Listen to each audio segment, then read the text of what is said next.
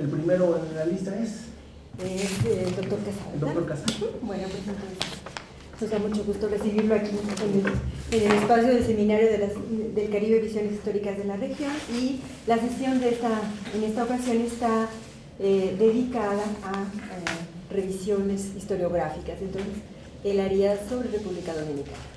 Bienvenido. Gracias ante todo, mi agradecimiento a Laura por esta invitación. Es un placer estar aquí en México después de muchos años de ausencia. Me place también, además de estar con ustedes, interesados en la problemática de la región del Caribe, tener esta presentación en compañía de mi vieja amiga Johanna von Grafenstein y de mi hermano puertorriqueño Pedro San Miguel.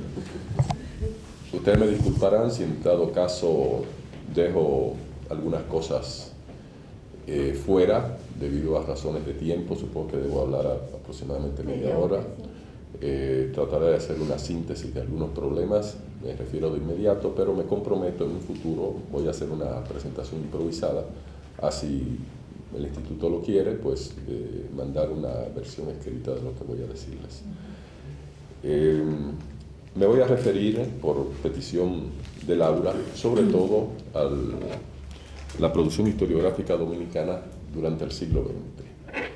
Pero para hacerlo debo ir un poco atrás, o ir atrás en términos generales, y establecer los orígenes de la problemática historiográfica del siglo XX. Yo quiero aclararles que no voy a hacer una presentación desde el punto de vista técnico historiográfico, desde el punto de vista de lo que llamaríamos el examen del discurso histórico.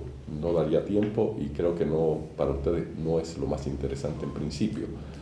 Me voy a referir a lo que pueden ser los componentes intelectuales alrededor de la problemática nacional de la producción historiográfica. Y esto para culminar alrededor de cuál es la situación actual de lo que se está haciendo en historia, la producción de historia hoy día en el país. El punto de partida que quiero presentarles, quizás el eje articulador de mis palabras, es lo que yo llamo la tradición. La historiografía dominicana está gobernada por una matriz de tradición, una matriz tradicional, alrededor de la cual se ha elaborado una filosofía de la historia dominicana, un cuerpo de nociones, de supuestos, de conclusiones, que de una u otra manera han estado gravitando sobre el devenir de la producción histórica en el país. En términos muy resumidos, podríamos plantear una suerte de hiato entre el trabajo técnico de la investigación histórica, del conocimiento histórico, y este cuerpo que en realidad no se deriva del trabajo empírico propio del historiador, del oficio específico del historiador, sino que se deriva más bien de las circunstancias históricas en que se ha ido desenvolviendo el país. Este es un discurso que responde a intereses precisos de tipo social.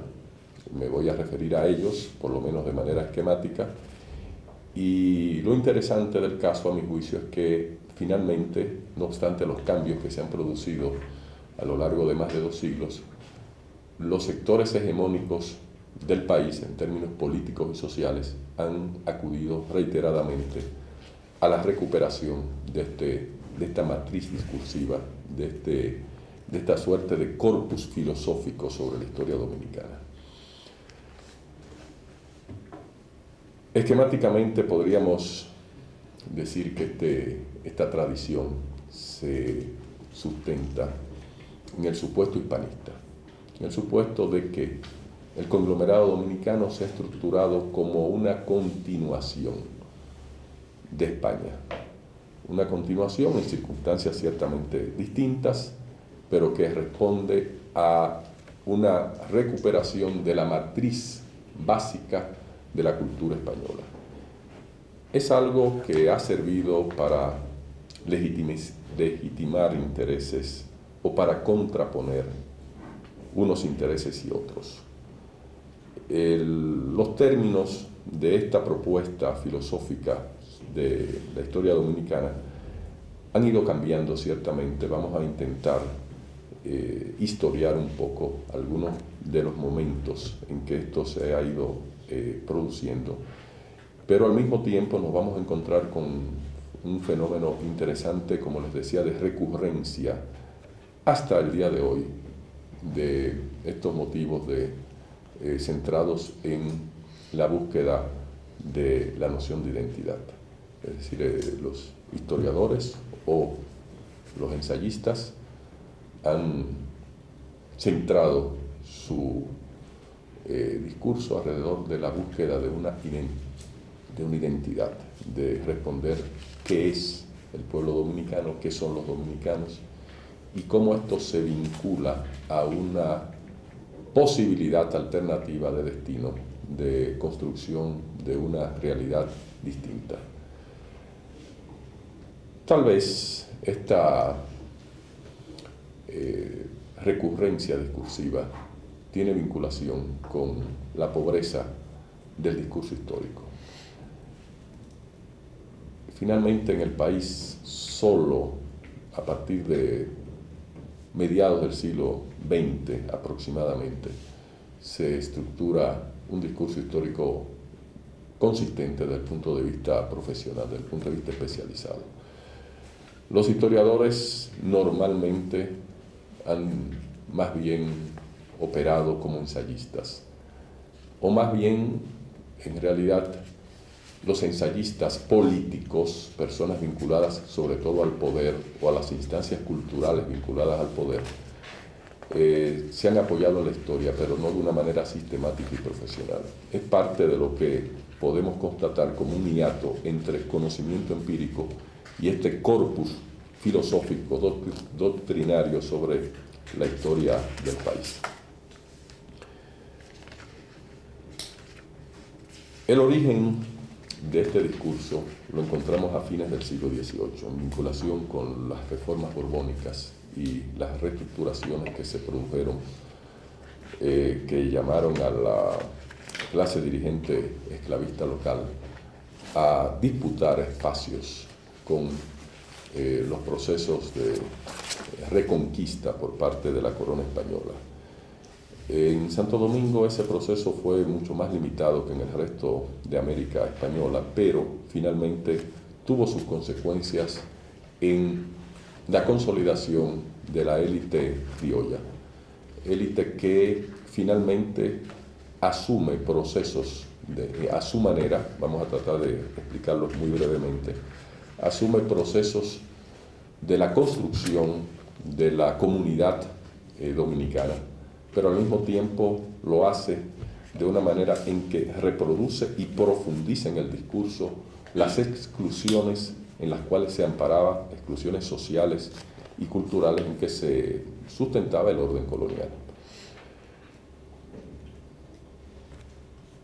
Podemos incluso datar el inicio de esta manifestación en la figura intelectual dominante de fines del siglo XVIII, que por cierto murió posiblemente en Guadalajara, México, el sacerdote Antonio Sánchez Valverde, un pensador religioso en primer lugar, pero también un analista de la realidad de su época y también un historiador, a pesar de que su único tratado propiamente de historia no ha aparecido todavía. Tal vez esté en México, en algún lugar de México, si no fue destruido.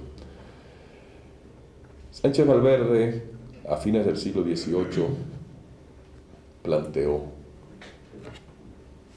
argumentó decididamente acerca de la igualdad de los criollos en relación a los peninsulares. Era una forma de disputa en que convocaba a la renovación de la alianza entre los sectores dirigentes locales y la corona. La operación es sencilla: somos españoles, somos prolongación de España, al mismo tiempo somos dominicanos, tenemos nuestra ciudadanía, nuestra nación, que es la nación española, signo de civilización y de grandeza, pero al mismo tiempo tenemos nuestra patria, que es la patria criolla dominicana. No me puedo extender en esto, pero lo que subyacía en el planteamiento de Sánchez Valverde era la búsqueda de derechos por parte de los criollos para producir una suerte de revolución esclavista, pasar del estado miserable en que se encontraba Santo Domingo, la colonia más pobre del continente, a competir con Saint Domingue, la colonia más rica del continente, la vecina, o con otras colonias donde las clases dominantes finalmente lograban un término de realización de sus intereses, como era el caso ya visible en ese momento de Cuba. En esta operación de la propuesta de hispanidad absoluta y polémica de parte del sacerdote, lo que subyacía era pura y simplemente la exclusión de la inmensa mayoría de la población. Es decir, la nación se formulaba sobre la base de algo imputable a lo sumo a círculos urbanos muy reducidos, vinculados al mundo de la administración, de la gran propiedad, en los términos en que existía, que no era tal, y de los negocios. La propuesta de Sánchez Valverde es ilustrada y propositiva, está buscando una realización dentro del orden colonial. Este tipo de propuestas caen en el vacío, un cataclismo que se produce en el país a fines del siglo XVIII, inicios del XIX, con el Tratado de Basilea, mediante el cual la corona española cedió a Francia la soberanía sobre la isla. Aquí viene una emigración generalizada, los círculos dirigentes del país se marchan, viene un vacío social y procesos de guerras y revoluciones que dan lugar a una pregunta angustiante entre los escasos círculos de las viejas clases que quedan dentro del país. Un gran dilema sobre el futuro, una situación sumamente difícil para ellos, que no encuentra en realidad respuestas discursivas de ningún género. Lo podemos ver más bien a través de crónicas, de documentos, pero no de textos, por lo menos de manera significativa. Y tiene que ser todavía dentro de este tipo de planteamientos un emigrado, Antonio del Monte y Tejada, que desde Cuba, donde se hizo un prominente abogado de los círculos esclavistas criollos de Cuba, que recupere las tesis de Sánchez Valverde, solo que en vez de hacerlo de manera propositiva, lo hizo de manera polémica y de manera retrospectiva. Sánchez Valverde, en definitiva, estaba criticando el estado de la colonia y proponiendo la realización de la hispanidad a través de la revolución esclavista. Del Monte y Tejada analiza como proceso aciago todo lo acontecido desde inicios del siglo XIX y propone un retorno al pasado. Es el corolario historiográfico del programa conservador de la generalidad de estos círculos dirigentes que permanecieron en el país y de los círculos que se fueron conformando con posterioridad, fueran salidos de estratos criollos provincianos, por ejemplo, que fue bastante significativo, por ejemplo, en el caso de los migrantes canarios del siglo XVIII, muchos de los cuales permanecieron en el país, o bien producto de nuevas migraciones, creación de nuevas élites, sobre todo comerciales, que se produjeron desde la primera mitad del siglo XIX. En particular, Del Monte y Tejada está criticando el efecto de la revolución haitiana, el efecto catastrófico sobre los grupos dirigentes del país, y está convocando a una recuperación sobre la base del retorno a España y, en términos políticos, de la plasmación del programa anexionista de los grupos dirigentes. Estos grupos carecían de conciencia nacional, su visión hispanista espontánea los segregaba del resto del pueblo y encontraban la única fórmula para la realización de sus intereses en la plasmación de la anexión a España, deseablemente, o bien a otra potencia cosa que se realizó en marzo de 1861. En ese momento Del Monte y Tejada se propuso retornar al país, pero le sorprendió la muerte poco después. Nos vamos a encontrar en medio de la anexión a España de 1861-1865 con la culminación de este planteamiento ilustrado conservador en la figura del literato más renombrado del siglo XIX dominicano, Manuel de Jesús Galván, el teórico de la anexión, el teórico cultural de la anexión, el justificador en términos doctrinarios mediante el programa conservador plasmado en la anexión que recupera el postulado hispanista con el postulado religioso y específicamente con una derivación dirigida específicamente en contra de la nación haitiana. Esto ya estaba en Del Monte, pero de manera, si se quiere, episódica. En Galván, un momento muy importante, asume una dimensión ontológica, el conflicto irremediable entre las dos naciones que lleva al dilema de la destrucción de una u otra. Es una guerra a muerte que está asumida de parte supuestamente del pueblo dominicano a través del apoyo de la anexión. Yo diría que es la última expresión importante desde el punto de vista intelectual de la corriente conservadora en el país, ya que después de 1865, con el fracaso del plan anexionista, los intelectuales, prácticamente en su totalidad, salvo contadas excepciones hasta donde yo conozco, se alinearon detrás del liberalismo.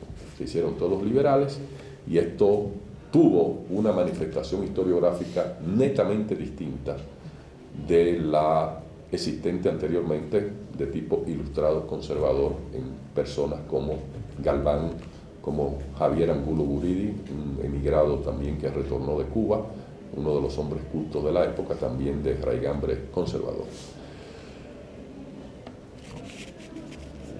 Con el liberalismo dominicano habría que hacer algunas brevísimas precisiones ahora.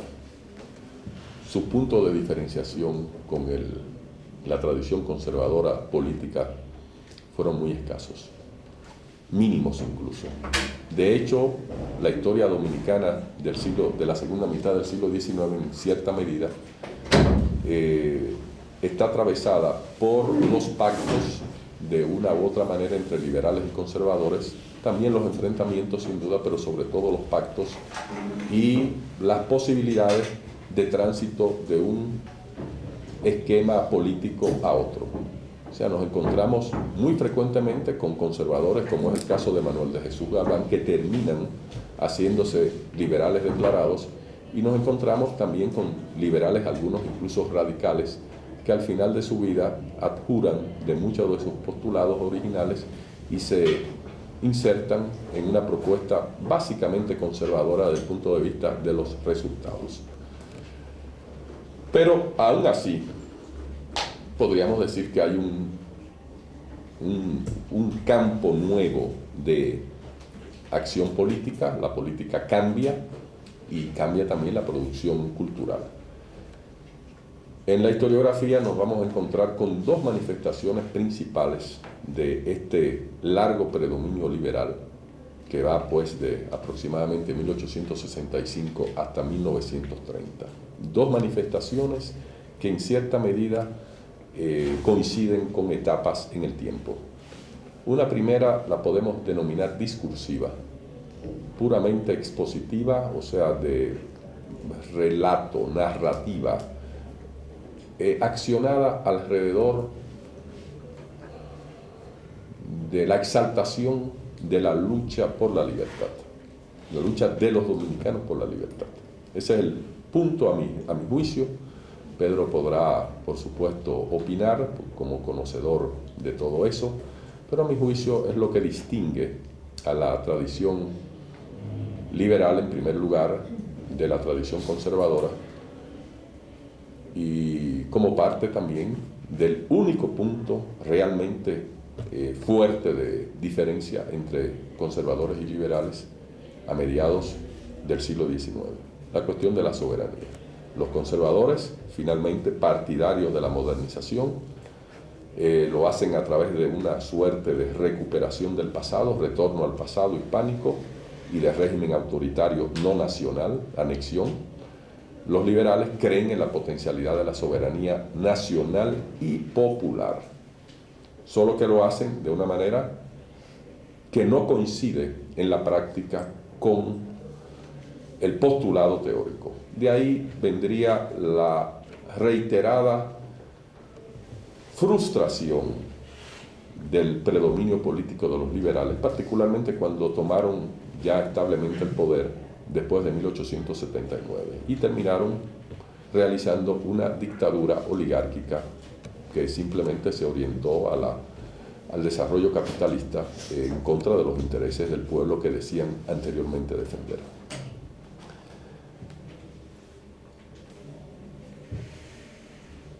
Los liberales manifiestan en contra de los conservadores en el terreno historiográfico el supuesto de la existencia de un pueblo integrado.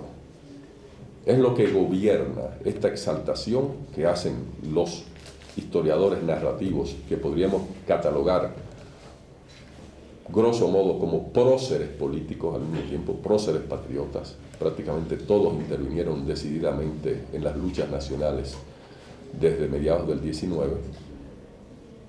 Y este planteamiento de la unidad del pueblo y de la potencialidad civilizada del pueblo en la construcción de una nación soberana, sin embargo, se diluye en la práctica, en razón de que no cuestionan el supuesto conservador de la condición hispánica del pueblo.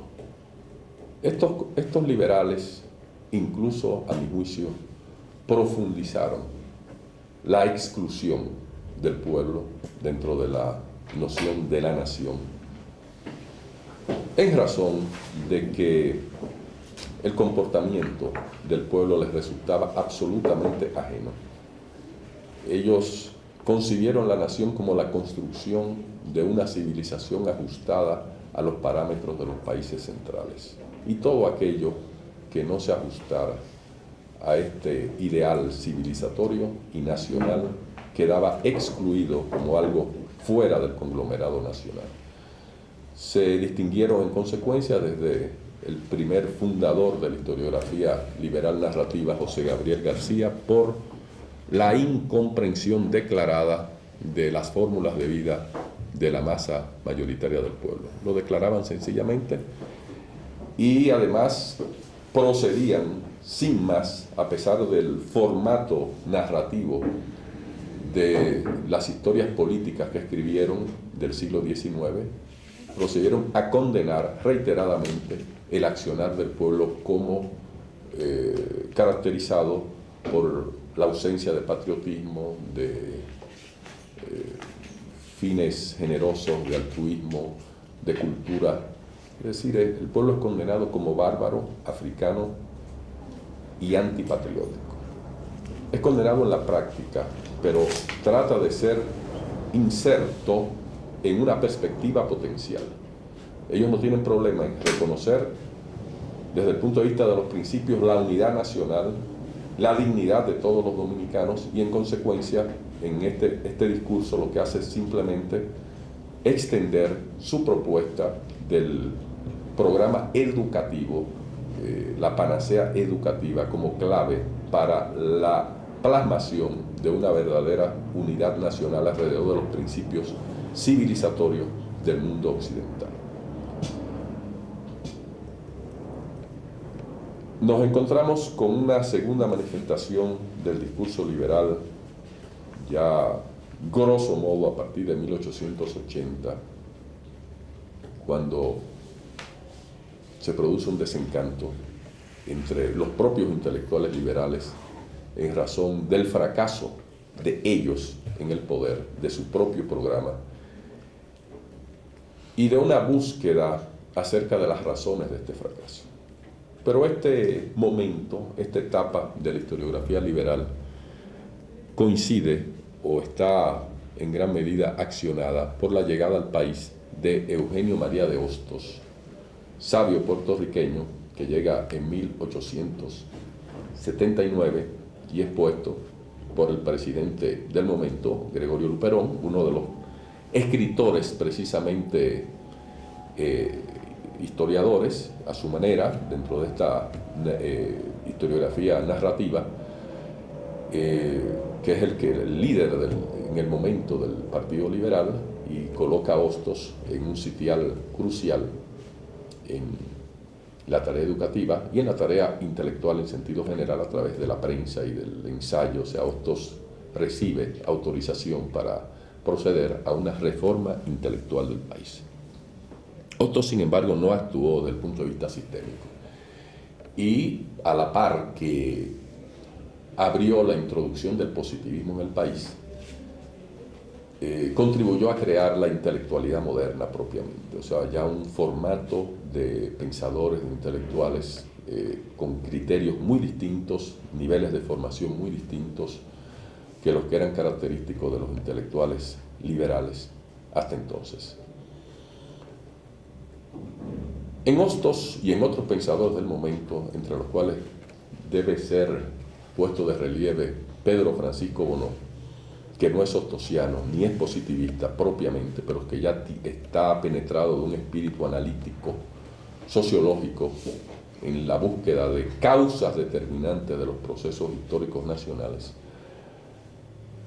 Nos encontramos entonces con la basamenta de un nuevo tipo de análisis de la realidad, una búsqueda de explicaciones, de estructuras, de razones acerca de las cuales que permitan explicar la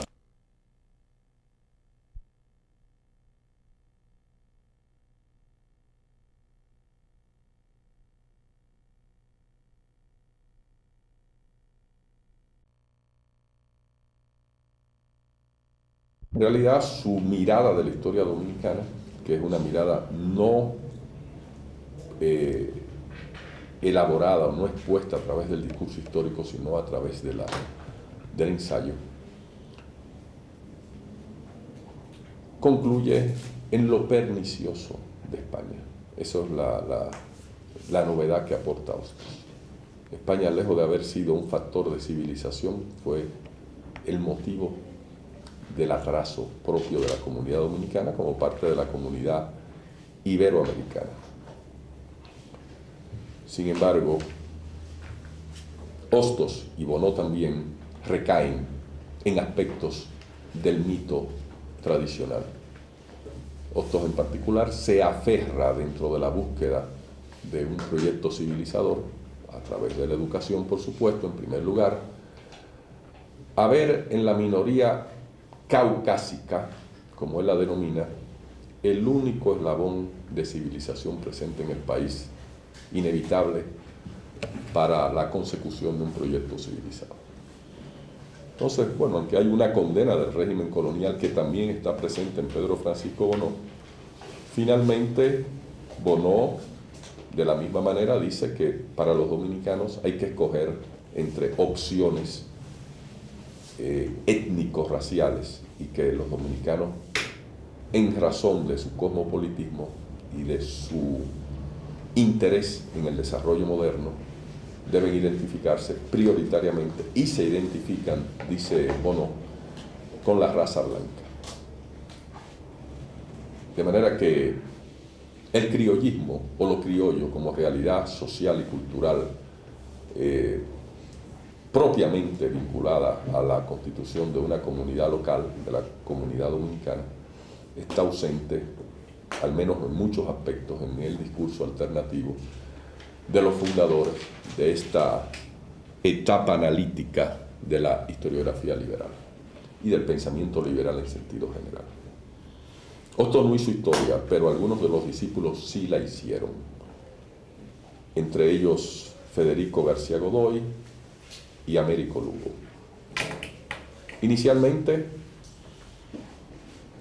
reproducen la diatriba antihispánica y se genera un terreno controversial terrible en el país de división de la élite intelectual del país entre católicos y normalistas. Normalistas porque estaban vinculados a la escuela normal de maestros fundada por Hostos. Bueno, no voy a extender acerca de los elementos que surgen del normalismo, pero por lo menos debo plantear que se produce alrededor de esta búsqueda de determinantes científicos de la realidad nacional a tono con los parámetros de la sociología de Hostos, que a su vez es una continuación en cierta manera de la filosofía de Spencer, una recusación ontológica del pueblo a un nivel ya de elaboración que en ningún momento los historiadores liberales anteriormente formularon. Ahora los teóricos positivistas van a hablar acerca de la inferioridad étnica innata del pueblo dominicano. Inferioridad étnica que tiene su mayor determinante en el antecedente africano, para ellos evidentemente nocivo, refractario a la civilización, pero también en la España atrasada. O sea, hay una recusación del hispanismo, pero al mismo tiempo, por supuesto, una reivindicación de ellos como élite, como portadores del único espacio civilizado que puede dar lugar a la constitución de una nación. Ni la nación ni el Estado existen, en palabras de Américo Lugo, y deben ser construidos por la minoría letrada a través de una dictadura prácticamente de clase. Es la convocatoria a la clase dirigente del país a tomar las riendas del devenir de la nación para un programa patriótico. Una imposición, o sea, la única solución que ven estos señores es una imposición sobre la mayoría del pueblo, y esto lo hacen a través de una recurrencia a fórmulas de conocimiento de la historia que no consisten de nuevo propiamente en una adscripción al discurso histórico convencional. Sin embargo, uno de ellos, hacia 1911, empieza a cambiar este postulado. Es Américo Lugo quien es enviado por primera vez a España hacia esa fecha para hacer investigaciones en los archivos españoles sobre la historia dominicana. Lugo, por medio de sus investigaciones, llega a la conclusión de que en realidad los dominicanos son españoles y de que la estructuración del pueblo, que él data del siglo XVI, es producto de la impronta de la conquista española y de un etos superior de la cultura española. El positivista no deja de ser positivista, el demócrata no deja de ser demócrata, pero al mismo tiempo plantea nuevos campos problemáticos en sus interrogantes acerca de la identidad dominicana. Esto no fue un proceso aislado. En la misma época, Federico García Godoy, otro de los seguidores de Hostos a su manera, no fue propiamente un normalista como Lugo, pero era un hostosiano y un positivista, hizo una operación parecida, cuestionando el materialismo de los países centrales y adscribiéndose al postulado de José Enrique Rodó en Ariel. Y es posiblemente el primer discípulo en América Latina de Rodó.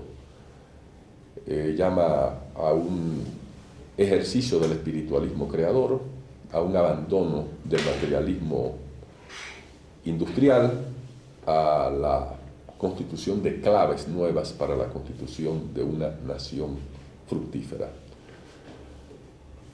Es interesante ver que, por una parte, Lugo está en los orígenes, como les voy a explicar brevemente de inmediato, del nacionalismo antiimperialista, y García Godoy, entre otros, está en los orígenes de la extrema izquierda del momento que se acercaba al planteamiento socialista, particularmente después de la Revolución Rusa.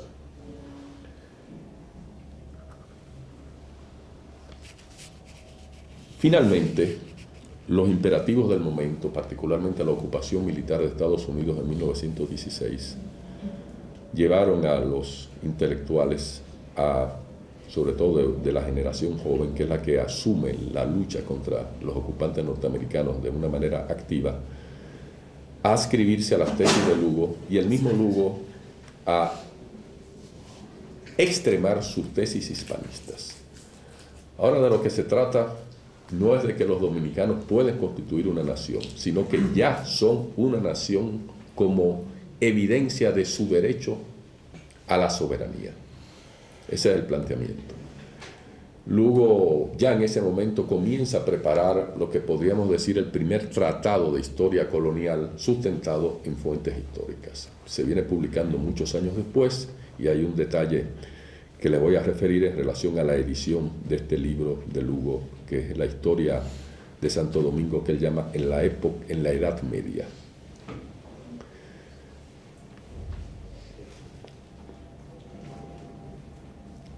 Finalmente, lo que estamos presenciando es que, de una u otra manera, por vericuetos nuevos, la generalidad de los intelectuales positivistas y progresistas están recuperando elementos de la tradición. En este caso, como fórmula de propuesta de un programa revolucionario o antiimperialista. Es decir, la dignidad hispánica como sustento de la potencialidad del pueblo se erige en el punto crucial, a mi juicio, de la lucha en el plano cultural contra la ocupación militar de Estados Unidos. De ahí que efectivamente entonces Lugo se constituyera el gran orientador de esa generación.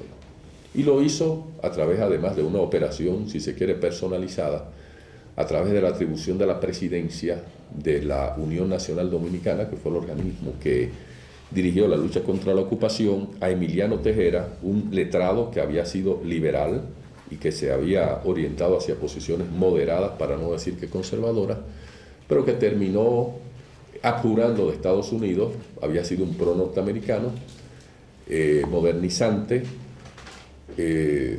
considerando que los Estados Unidos habían engañado a los dominicanos. Emiliano Tejera fue posiblemente el letrado que con más consistencia cuestionó las tesis de Hostos. No lo hizo de manera frontal, pero en los momentos en que casi todos los intelectuales coincidían en abjurar del espíritu hispánico, fue el único que planteó un etos superior de la religiosidad española, que constituía la quintesencia del pueblo dominicano y había permitido la extensión de la cultura española a la masa africana de origen esclavo, o la masa esclava o ex esclava de libertos de origen africano. Esta trama está en el origen de las claves de lo que va a ser el momento culminante de exposición de la tradición durante la dictadura trujillista. Ya les dije a ustedes que la operación no fue aislada, no fue de Lugo, no fue de García Godoy, tiene otras manifestaciones. Formó parte de una respuesta, si se quiere, pertinente de la intelectualidad ante los retos que estaba planteando la modernización del país en su vertiente oligárquica y en su vertiente de neocolonia de los Estados Unidos. Los intelectuales de la generación joven asumen el discurso integrándose en su casi totalidad como los agentes cruciales de la dictadura de Trujillo. O sea, los viejos antiimperialistas son cooptados como el funcionariado crucial de la dictadura. Aquí nos vamos a encontrar con una serie de personajes como Manuel Arturo Peña Valle, en primer lugar y sobre todo, o como Joaquín Balaguer, entre muchos otros, que ya desde muy jóvenes tienen una idea clara acerca de la historia dominicana, parten de posiciones nacionalistas y antiimperialistas, pero entienden que la realización de un programa nacional y patriótico solo se puede dar en las condiciones del país a través de la autocracia. Esto no es tan sencillo como lo estoy diciendo, tiene una serie de vericuetos, de procesos, a veces muy personalizados, algunos se resistieron, pero finalmente todos cayeron, salvo unos pocos que lograron quedar recluidos en sus casas, entre ellos el mismo Américo Lugo, y otros pocos menos todavía que lograron salir del país, escapar del país. Aquí nos vamos a encontrar con la culminación del discurso esencialista de la tradición a través de un programa por primera vez sistemático de corte estatal, como el programa de sustento intelectual de la dictadura. Mediante este esencialismo hispánico, católico, además ya con la añadidura agresiva del componente católico, el cuerpo doctrinario de la dictadura pretende erradicar lo que constituyó, a su juicio, el gran error del positivismo en el país, que se asocia con el caos de los caudillos, de las luchas de los caudillos, con la intervención extranjera y con la imposibilidad previa de que surgiera propiamente un Estado-nación. Esta operación se vincula a una exposición espontánea, luego finalmente sistematizada por personas como Peña Valle, acerca de los determinantes de este programa. Una exposición sustentada en el irracionalismo, que tiene que encontrar en factores como la sangre, lo natural, la voluntad superior y la personalidad de Trujillo, en definitiva, como síntesis de todo eso, el medio único de reivindicación del conglomerado nacional, el medio de su realización por oposición a su frustración sistemática, por lo menos en la época republicana, cuando el llamado tronco prístino hispánico sufrió la desnaturalización de las embestidas francesas, revolucionarias, positivistas y haitianas. Ahora se añade, por supuesto, muy en primer lugar, el peligro del comunismo como el factor externo todavía más peligroso para la continuación de la nación, en la medida en que la subsistencia o potenciación del espíritu nacional, de la realización de la comunidad dominicana, dependerán de la plasmación de esta esencia hispánica como factor de cohesión civilizada. Bueno, no puedo extenderme alrededor de esto, pero decirles lo siguiente. No se trató solo de la operación del poder, en términos historiográficos. Nos vamos a encontrar de 1930, sobre todo quizás de 1940 y pico, con el esplendor económico que vino con la Segunda Guerra Mundial, con propiamente el surgimiento de una historiografía nacional. Antes teníamos personas aisladas que normalmente no recurrían al discurso histórico. Ahora en lo adelante nos vamos a encontrar con una sistematización, una generalización del discurso histórico. Y esta generalización no se da solamente en el contexto del régimen y de sus necesidades inmediatas de legitimación cultural ante el pueblo. Se da como una respuesta de los mismos letrados que de una u otra manera se solidarizan con este programa del régimen. Prácticamente todos los historiadores del momento asumen este discurso. incluso muchos que no se refieren para nada en ningún momento a Trujillo, o sea, corren el riesgo de no asociar sus propuestas históricas con la figura de Trujillo. Entonces nos vamos a encontrar con un Máximo Coascú Enríquez, uno de los historiadores más importantes de la época, el segundo que va en misión al Archivo General de Indias de nuevo con el proyecto de rescatar los orígenes hispánicos del pueblo dominicano, que elabora, si se quiere, una propuesta todavía más conservadora y cerrada que la de Manuel Arturo Peña Valle, no dirigida contra Hostos, sino dirigida exclusivamente contra Haití, en cuanto a que la irrupción haitiana de fines, o franco-haitiana de fines del siglo XVIII, disolvió, llevó a la emigración de la llamada flor de las familias. Los educados, los que iban a la universidad, los hacendados, los ricos, los vinculados a la cultura española.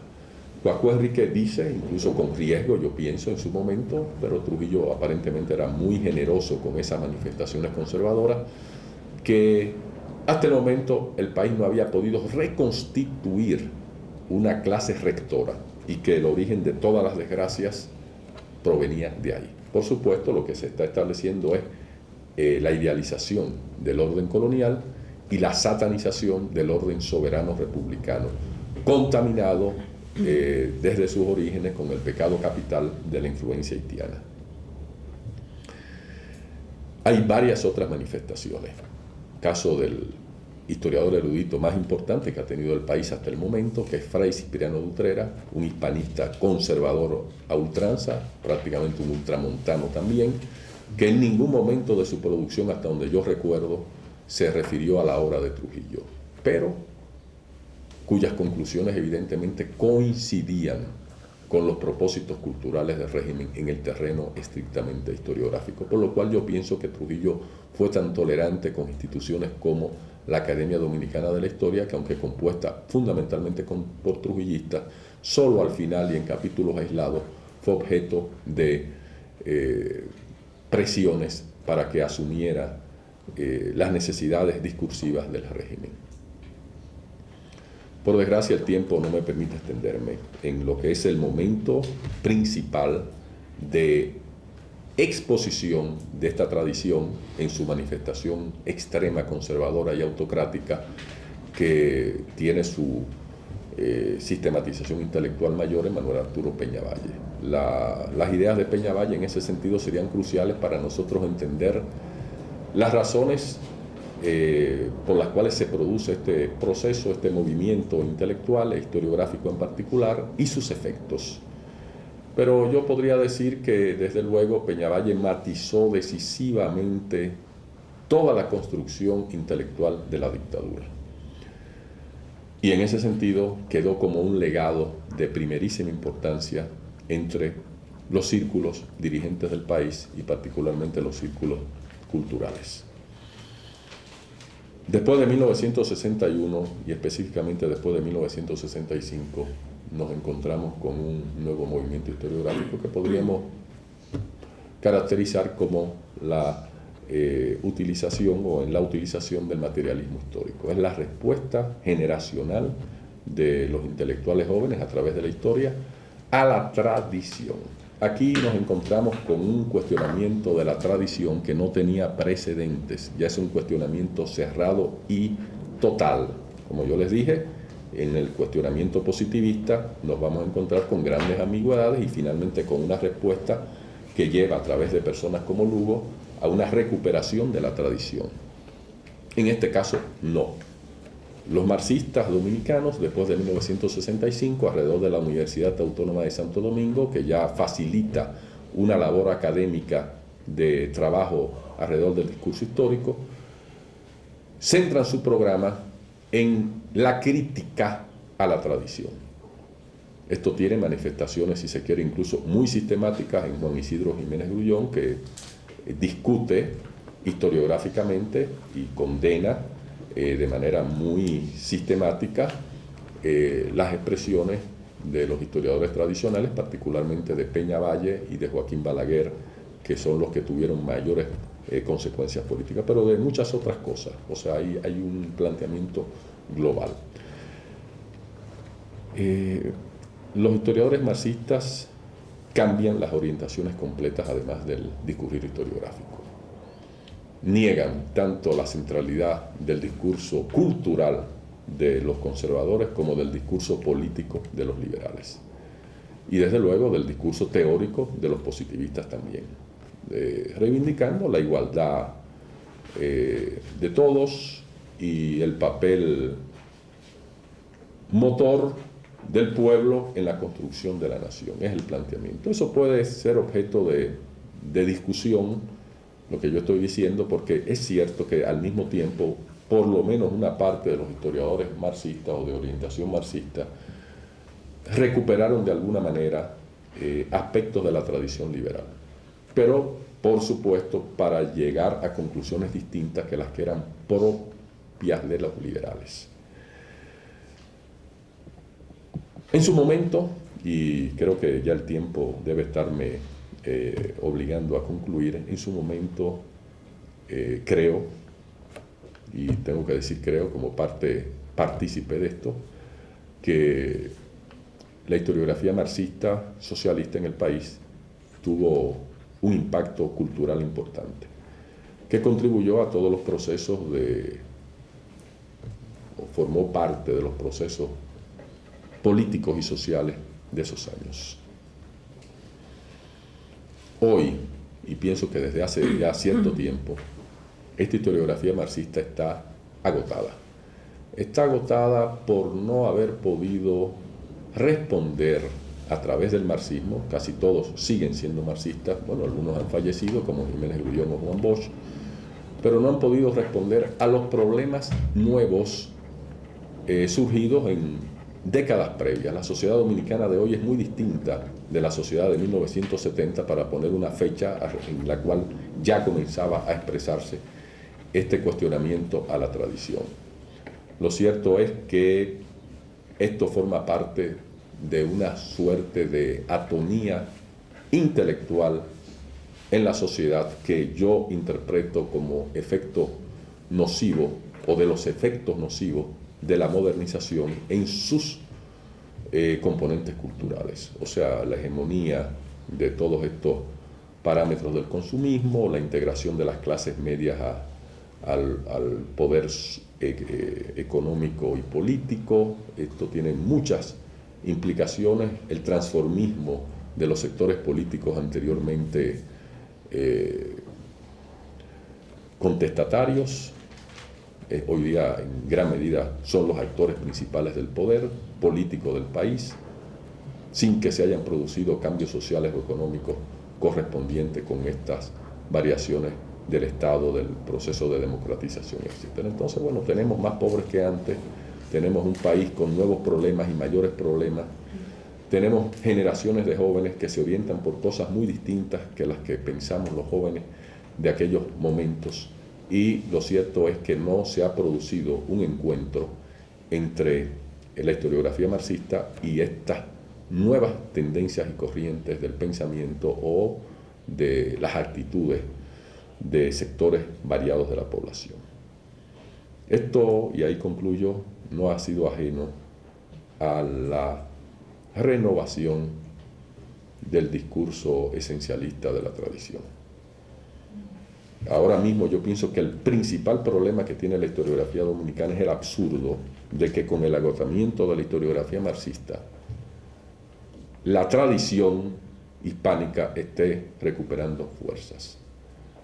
Y por lo menos parte de la reiteración del fantasma haitiano como peligro inminente para la subsistencia de la comunidad dominicana. Es el nervio expositivo de esto, que surge del mismo poder en la figura de Joaquín Balaguer en sus años de semidictador, y que ha encontrado ecos variados, no es un solo eco, pero finalmente ecos variados en figuras como Federico Enríquez y Grateró, que es un ensayista, no es un historiador, pero bueno, se atreve, como todos estos ensayistas, a pontificar sobre la historia, y que encuentra en Peñavalle, y lo ha dicho y le ha dedicado libros al respecto, los mejores tratados que posiblemente se han escrito sobre Peñavalle, fuera de las críticas marxistas que se le han hecho, sobre todo la de Raimundo González, encuentra en Peñavalle el horizonte máximo, el final del horizonte del pensamiento dominicano, en consecuencia el factor de inspiración de cualquier propuesta nueva de acción cultural.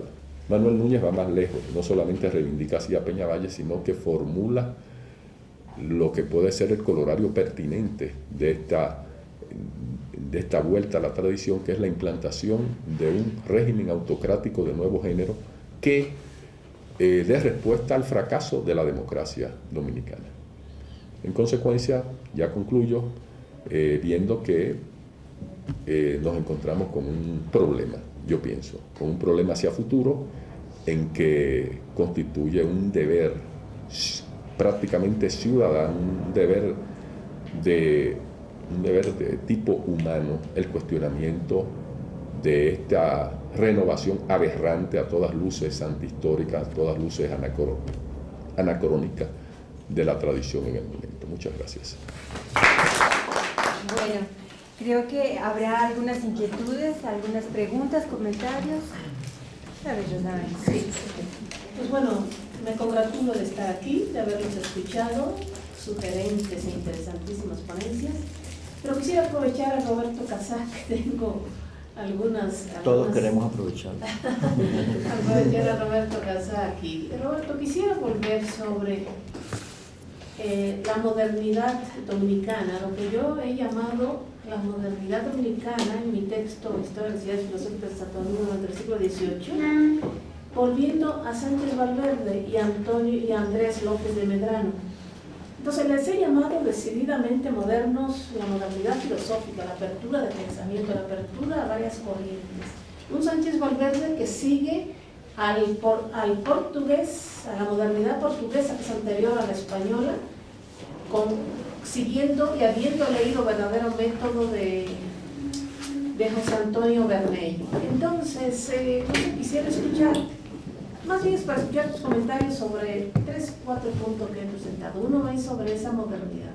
No es una modernidad industrial, no es una modernización industrial, pero sí es una nueva racionalidad, un nuevo concepto de racionalidad del que inicia, yo les he llamado el despertar de la modernidad dominicana, Andrés López de Medrano y Antonio Sánchez Valverde. Como sé que escribiste inmediatamente, don Tena Reyes de una vez me hizo llegar el texto sobre la modernidad, quisiera volver sobre ello, porque no me refiero a una modernización, pero sí a una apertura de pensamiento. Un Sánchez Valverde que se opone a Aristóteles o a los post-aristotélicos, el antiperipatetismo. Un Sánchez Valverde que va más en la línea de la física newtoniana que esa modernidad filosófica. Y me parece que ellos son los iniciadores y los llamo profundamente ilustrados. Ese Andrés López de Medrano que ejerció en Puerto Rico la medicina, pero que de verdad se escribió ese libro de lógica que me autorizaron a publicar, tan interesante, sobre siguiendo las ideas de Félix Varela en Cuba, a instancia de Félix Varela. Entonces, esa primera idea sobre la modernidad. Segundo, ¿estarías de acuerdo con Fernando Pérez Memén, en cuanto a que Juan Pablo Duarte, en esa idea de soberanía, esa soberanía recaería un poquito son contemporáneos, siguiendo el nigromante, a Ignacio Ramírez, el nigromante, en donde la soberanía recae en el pueblo? Me pregunto si estarías de acuerdo con ello. Tercero, ¿se da en Santo Domingo en el siglo XIX, se da alguna pugna, alguna lucha sobre el concordado Iglesia-Estado?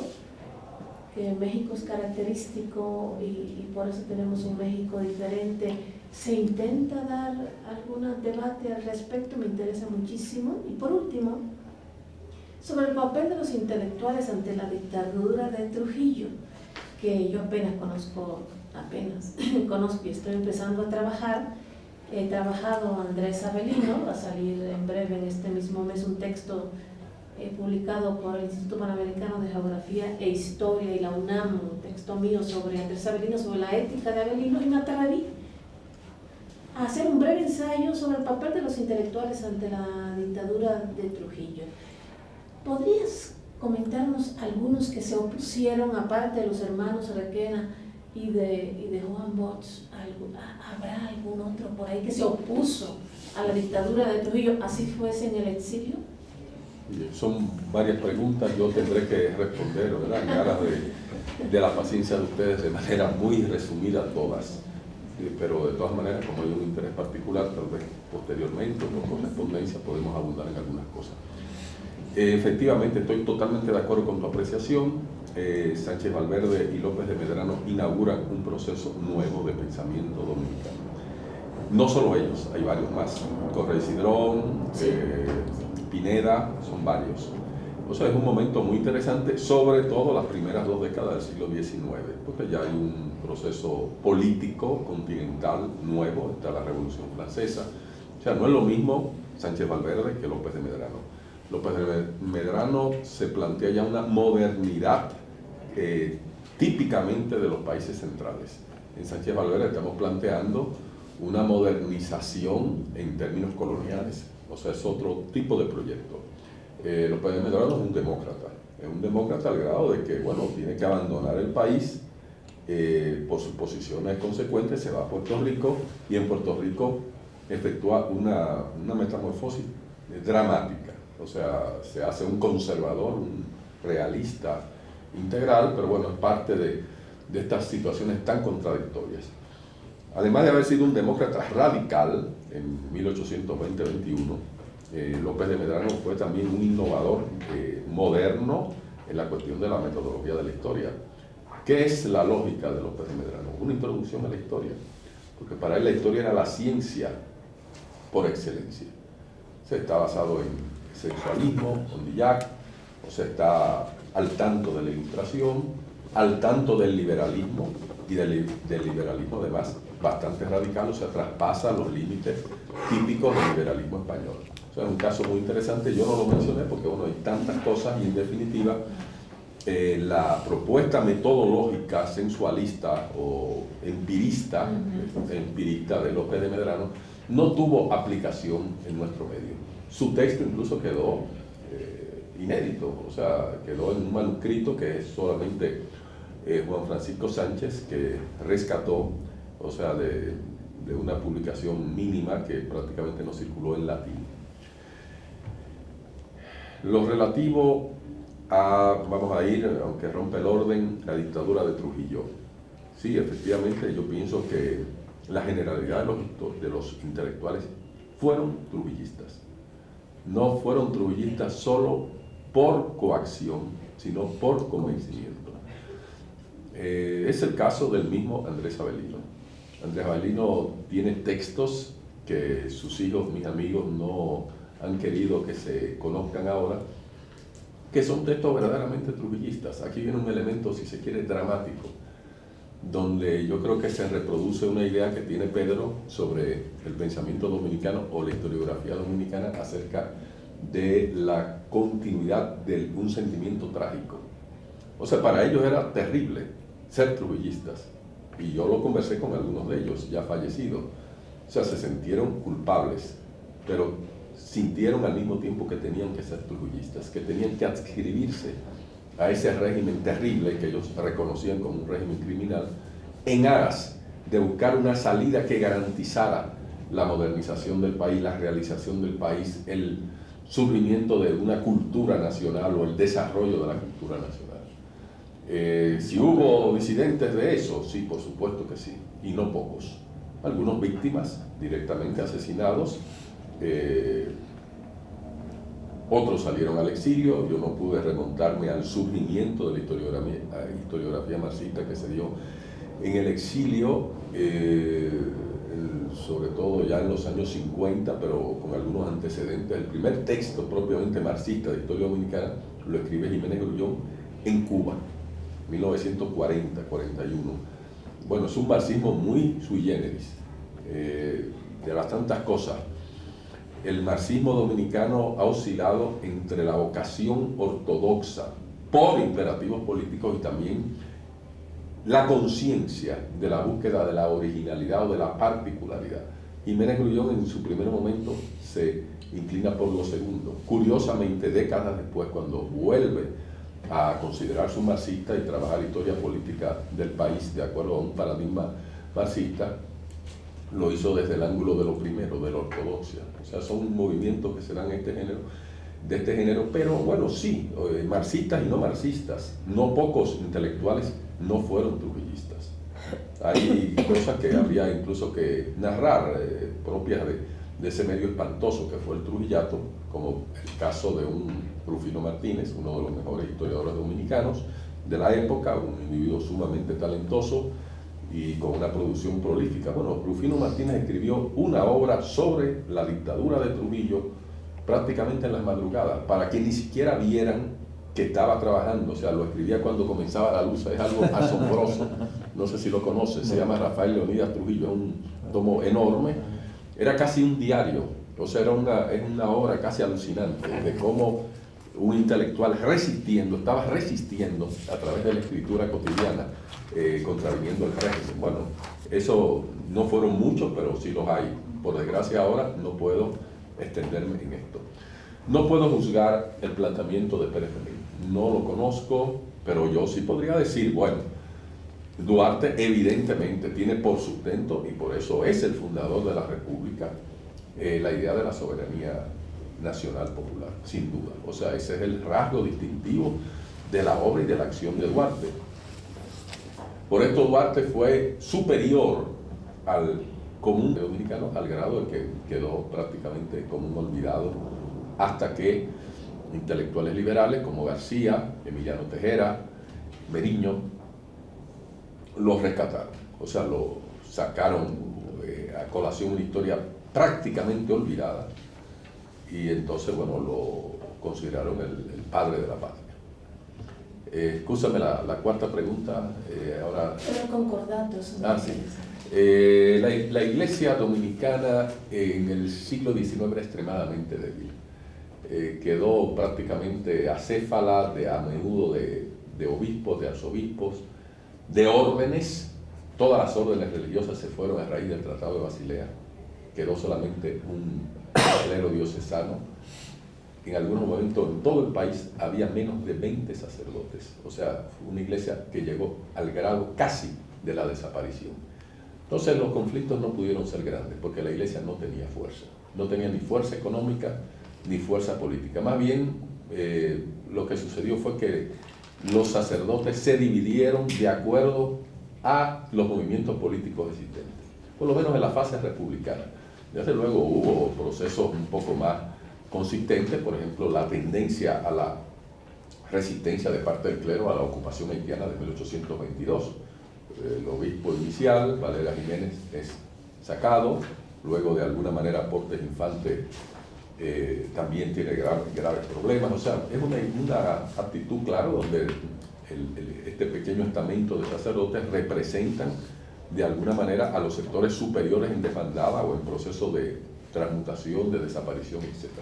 Pero ya en la fase republicana la iglesia no puede tener una propuesta. Intentó tenerla y rápidamente el presidente conservador, el primer presidente del país de posiciones, fíjense lo interesante del tema, extremadamente conservadora, el que finalmente plasma el ideal clasista del anexionismo, tiene un conflicto terrible con la iglesia.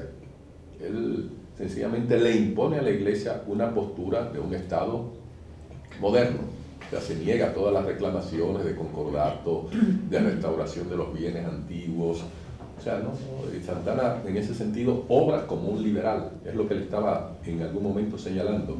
Las distinciones entre liberalismo y conservadurismo en el país son un tanto distintas a otros países de América Latina. Santana se amparaba, de hecho, en una constitución liberal, en una constitución calvinista.